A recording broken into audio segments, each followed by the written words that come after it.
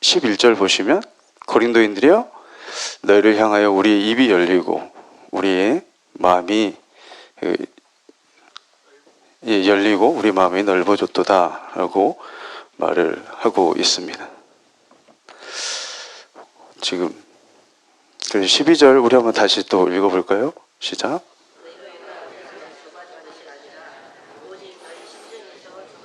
네. 그래서 이런 상황에서 고린도 교인들이 이렇게 권면을 하는 것이죠. 그 사도 바울은 이 확신에 차 있어서 이제 우리의 입이 열리고 우리 11절 말씀 그런 부분에서 자신의 확실하게 자신 신뢰하지 못하는 사람들에게 확실하게 담대하게 말을 하고 있는데 우리 13절 보시면 내가 자녀에게 말하듯이 하노니 보답하는 것으로 너희도 마음을 넓히라 라고 말을 하고 있습니다. 이 사도 바울이 이 고린도 교회 성도들이 어떻게 보면 자기가 낳은 영적인 자녀죠. 다른 사람들은 몰라도 내가 낳은 자식에게 이 기본 심정이 어떻습니까? 자식에 대해서 부모가 사랑의 마음으로 지금 자녀에게 말하듯이 지금 권고를 하고 있는 사도의 마음인데 지금 뭘 넓히라고 말하고 있습니까? 예, 마음을 넓히라고 말을 하고 있습니다. 그래서 그럼 보답하는 것으로 너희가 나에게 보답하는 마음으로 넓히라는 것입니다. 그래서 무슨 보답이냐? 지금 그들은 사도 바울에게 이제 어떻게 보면 마음을 닫고 있습니다. 그래서 지금 그 부분에 대해서 신뢰하지 못하고 있는 상황이기 때문에 사도 바울을 사도 바울을 통해서 지금 복음을 전달받고 지금 그리스도인들이 되었기 때문에 그래도 내가 생명보다 값진 예수의 복음을 너에게 전하지 않았느냐. 그래서 지금 너희가 이렇게 그리스도인으로서 성도로 설 수 있지 않느냐 하면서 그런 마음에 어떻게 하라고요? 보답하는 마음으로 보답하는 것으로 너희가 마음의 문을 어떻게 해라? 넓히라 라고 하고 있는 것입니다. 지금 너희가 믿음으로 서 있는 것 그리고 지금 고린도 교인들로서 이렇게 서 있는 것 그런 신앙생활을 하고 있는 것 결국 다 하나님의 은혜이지만 하나님의 도구로서 우리 보면은 아볼로는 물을 주고 바울은 어떻게 했다 합니까? 씨를 심은 것이죠. 그들의 마음에 씨를 심은 것이죠. 그래서 내가 영적으로 너희를 키우고 기른 아비의 심정이다. 그래서 우리 13절에 이렇게 말하고 갔죠. 다 같이 읽어볼까요? 시작. 내가 어떻게 해요? 자녀에게 말을 한다. 그런 심정으로 그 영적 아비의 심정으로 이렇게 말을 하고 있습니다. 그래서 너희 마음을 넓혀라. 그래서 우리가 신앙생활 하다 보면은 나에게 어떻게 보면 은혜를 주고 정말 나에게 그 친절과 정말 여러 가지 저 은혜를 베풀어 준 사람에게 우리 평소에는 참으로 감사하다가도 그 사람이 어쩌다가 어때요? 내 기분을 상하게 할 때 또 그 사람에 대해서 또 내가 좋지 않은 얘기를 들었을 때 어떻습니까? 우리가 마음이 요동하기도 하고 흔들리기도 하고 미움도 올라오고 등을 돌리기도 합니다. 그 전에 좋았던 일들을 싹 다 어떻게 보면 잊어버리고 그 마음이 좁아져서 오늘 말씀처럼 도무지 마음을 넓힐 수가 없을 때가 있다는 것이죠. 그런 일들이 우리에게 있지 않는지 어쩌면 우리 일상 속에서 비일비재한 일일지도 모르겠습니다. 심지어 고린도 교회의 사람들은 하나님께서 사도 바울을 통해서 전달된 생명의 복음 그 큰 은혜는 망각해버리고 그의 신체적 여러 가지 약한 그런 결점과 이 거짓 교사들로 인해서 비판으로 바울에 대한 오해의 마음이 자라고 또 마음이 좁아진 채로 도저히 그를 용납하거나 포용하지 못하는 상태가 되고 만 것입니다. 그래서 우리 12절 한번 다 같이 읽겠습니다. 다시 시작. 너희가 우리 안에서 좁아진 것이 아니라 오직 너희 심정에서 좁아진 것이니라. 이 고린도 여러분들을 대하는 우리의 마음이 나의 마음이 좁은 것이 아니라 너희 심정을 너희가 스스로 좁게 만들었다고 지금 말을 하고 있는 것이죠. 그래서 중요한 것은 우리 12절 말씀처럼 다른 사람이 아니라 결국 마음을 좁히는 것도 결국 어떻습니까? 결국 나라는 것이죠. 결국 나고 너희고 마음을 넓히는 것도 나 자신이라는 것입니다. 그래서 사랑하는 성도 여러분, 저를 비롯해서 우리 모두가 마음을 넓히시기 바랍니다. 예, 제가 오늘 항상 제가 아이패드로 하는데 이게 갑자기 얼굴 인식이 안 돼가지고 안 열려버렸어요. 순간적으로 당황해가지고. 이게 그래서 여러분 아날로그 종이로 차라리 배우면 편하긴 한데, 예, 종이를 아끼는 차원에서 항상 이게 갑자기 제가 좀 당황했습니다. 근데 감사히 지금 열려가지고 그래서 여러분 어떤 상황에도 우리가 마음을 좁히는 것도 누구라고요? 나라는 것이죠. 예, 환경 가운데 지금 바울이 그렇다. 결국은 마음을 좁히는 것도 넓히는 것도 나의 마음이라는 것이죠. 그래서 여러분 생각해 보십시오. 우리 주님의 마음은 얼마나 넓으시겠습니까? 그래서 온 세상을 품으시는 그 마음과 같을 수는 없겠지만, 우리가 예수님 완전히 똑같을 수는 없겠지만, 그래도 우리는 닮아가야 될 줄 믿습니다. 예, 우리 새벽이긴 하지만 우리 앞뒤에 계신 분과 이렇게 인사하겠습니다. 마음을 넓히십시다. 예, 그래서 계속해서 뭐라고요? 너희 마음을 넓히라고 계속 사도 바울이 고린도 교인들한테 강구하고 있다는 것이죠.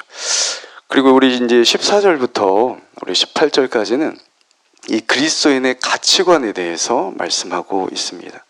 그래서 14절에 보면 너희는 믿지 않는 자와 멍에를 함께 하지 마라. 예, 그래서 멍에는 이 두 마리의 짐승을 같은 방향, 같은 속도로 움직이게 하는 이 나무 틀이죠. 여러분 시골 뭐 보신 적 있으실 것입니다. 소에 많이 있지 않습니까? 그래서 성경에서는 결이라고 하죠. 예, 엘리사가 몇 결이? 12결이 소, 예, 24마리가 끄는 그런 장기라는 거죠. 그래서 신명기 22장에 보면 이렇게 써져 있습니다. 소와 나귀를 한 멍에에 매어 밭을 갈지 마라.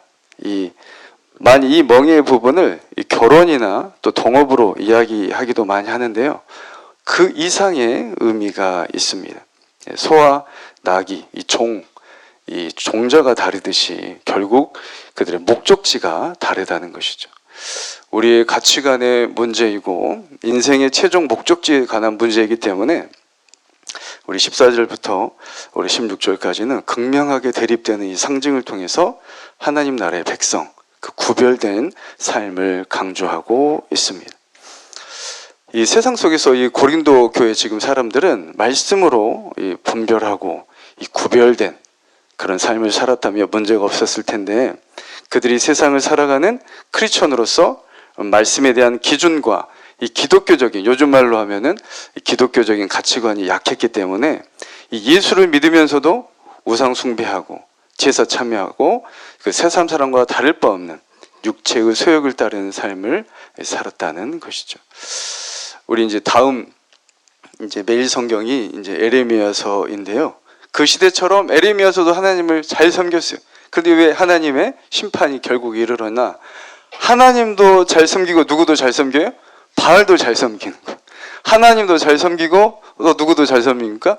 이 세상도 잘 섬기는 것. 예. 그래서 이제 그거를 뭐 혼합주의라고 뭐 용어로 그렇게 말도 하는데, 이 에레미야 시대처럼 이 혼합된 이 신앙이었다는 것입니다.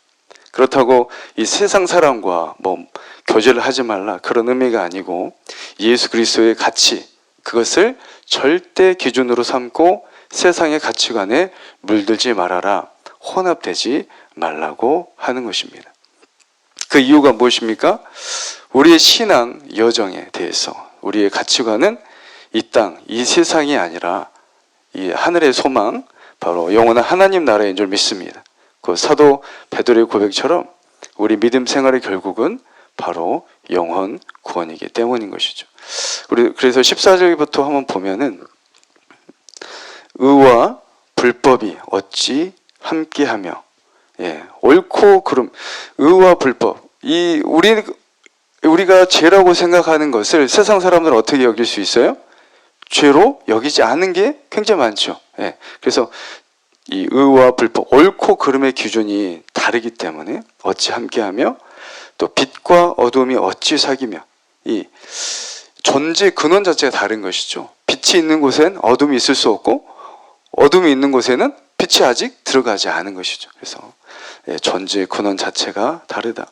그리고 그리스도와 벨리알, 이 바알과 같은 그런 벨리알, 예수님과 벨리알이 어떻게 같이 손잡을 수 있으며 또 믿는 자와 믿지 않은 자가 어찌 상관하리요. 예, 소속이 신분이 다르다는 것이죠. 그래서 우리 16절 보면 우리 16절로 한번 다 같이 읽겠습니다. 시작. 하나님 성전과 우상이 어찌 일치가 되리요. 우리는 살아계신 하나님의 성전이라. 이와 같이 하나님께서 이르시되 내가 그들 가운데 거하며 두루 행하여 나는 그들의 하나님이 되고 그들은 나의 백성이 되리라. 아멘. 이 하나님의 성전, 그 우상, 우리 고린도전서 우리 3장 16절에 우리 한번 봤었죠. 너희는 너희가 하나님의 성전인 것과 하나님의 성령이 너희 안에 거하시는 것, 계시는 것을 알지 못하느냐. 누구든지 하나님의 성전을 더럽히면 하나님이 그 사람을 멸하시리라. 하나님의 성전은 거룩하니 너희도 어떻게 하라? 거룩하라. 네, 너희도 그러하니라. 예수님을 주인으로 삼고 성령님 충만한 성도 그리고 교회 공동체는 하나님이 거하시는 살아 숨쉬며 움직이는 하나님의 처소 바로 성전이기 때문에 내 안에 하나님이 주인 되지 못하고 뭐 지식이 됐든지 자식이 됐든지 돈, 명예, 뭐 육의 소욕 그런 것들이 우상이 되면 바로 살아계신 하나님의 성전이라 할 수 없기 때문입니다. 그래서 불법, 어둠, 믿지 않는 자 이거 금방 우리가 다 했던 그 모든 것이 결국에는 뭐가 다릅니까? 가치관이 다른 것이죠. 하나님의 가치관이냐 바로 세상의 가치관이냐. 한 10년 전에 그 미국에서 우리는 지금 어디 살고 있습니까? 대한민국 전라도에 살고 있는데 미국 보면은 같은 콜로라도라는 데가 있어요. 콜로라도에 그 덴버라는 시에서 케이크를 굉장히 잘 만드는 그런 가게였는데 그 웨딩 케이크 특히 결혼식 할 때 쓰는 케이크를 굉장히 잘 만드는 굉장히 유명한 그런 집이어가지고 어느 날 이렇게 동성애자 이렇게 남자 2명이 와가지고 굉장히 유명하니까 자기가 케이크를 맞추러 온 거예요. 근데 그분이 워낙 그 동네에서도 유명한 집이지만 너무 성품이 좋았어요. 크리스찬. 그런데 굉장히 크리스찬이었어요. 교회 열심히 섬기고. 그래서 교회에서 성경에서 우리가 아는 대로 또 교회에서 배운 대로 어떻게 했어요? 이분들을 너무 좋아해. 사람이니까 다 사랑하잖아요. 예수님을 사랑하고 축복하지만 자기가 아는 결혼은 뭐예요? 기독교적 가치관에서 결혼은 뭐예요? 남자와 여자 창조하셨고 그게 결혼이란 말. 근데 남자 2명이 와가지고 그 사람들을 싫어하는 게 아니야. 잘 대해줬어요. 그런데 내 가치관은 뭐예요?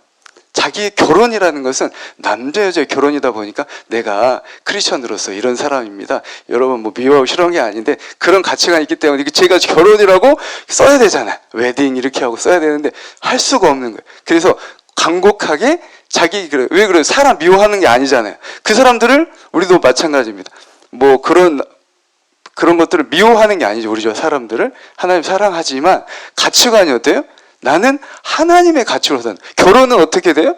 교회에서 배운 대로 남자와 여자의 결혼이라고. 그러니까 그런 부분이 있으니까 정중하게 이렇게 거절을 한 거예요. 근데 그 사람들이 그 당시에는 오바마 때는 어떤 법이 있었냐면 차별금지법이 통과가 돼가지고 콜로라도주도 굉장히 강했단 말이에요. 그러니까 어때요? 예, 신고해버려요.